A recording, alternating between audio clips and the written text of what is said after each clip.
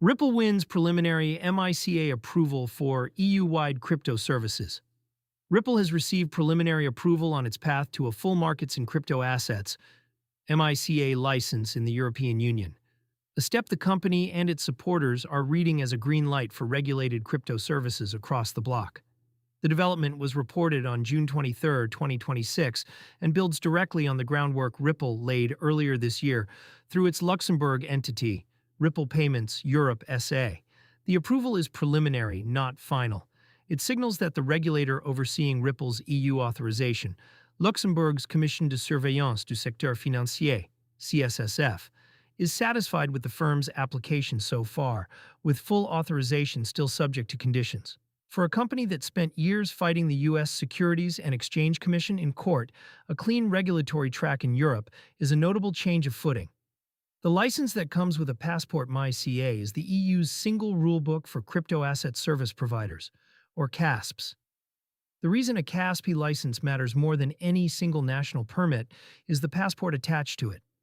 One authorization granted by a national regulator is recognized across all 30 countries of the European Economic Area, the 27 EU member states, plus Iceland, Norway, and Liechtenstein.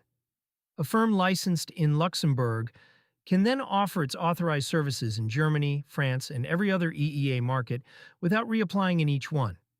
A full CASP authorization covers custody, transfer, exchange, and placement of crypto assets.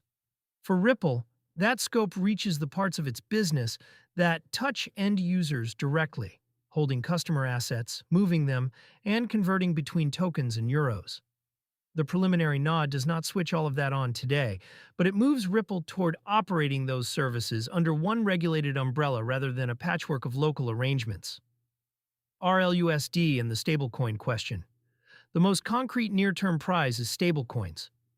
Ripple issues RLUSD, and MiCA set specific rules for how a stablecoin can be offered and circulated inside the block. A MiCA-aligned Ripple would have a cleaner route to distributing RLUSD to European users and businesses, which is where the story connects to everyday spending.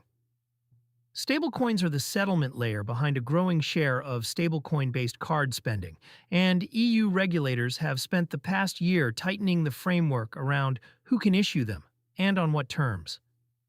The Bank of England's recent decision to drop stablecoin holding caps pointed one way on supervision. The broader push to treat issuers like pseudo-banks under heavier capital and reserve rules points another. A MiCA license places Ripple firmly inside that supervised tier, which is the cost of distributing a euro or dollar reference token at scale across Europe. A regulatory win against a falling tape.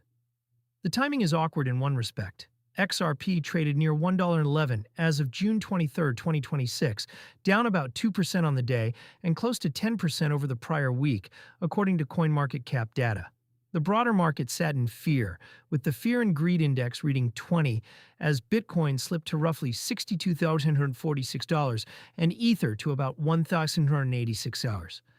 Regulatory progress and price action are running in opposite directions for now. That divergence is the point worth holding on to. Licensing is a multi-quarter structural change. A single week of red candles is not.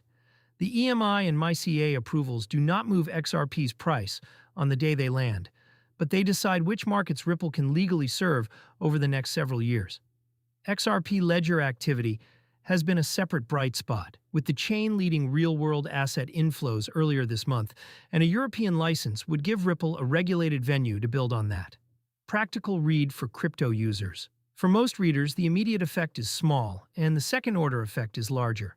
A MiCA-licensed Ripple means more regulated stablecoin and custody options reaching EEA users through channels that have to meet EU disclosure, reserve, and conduct standards.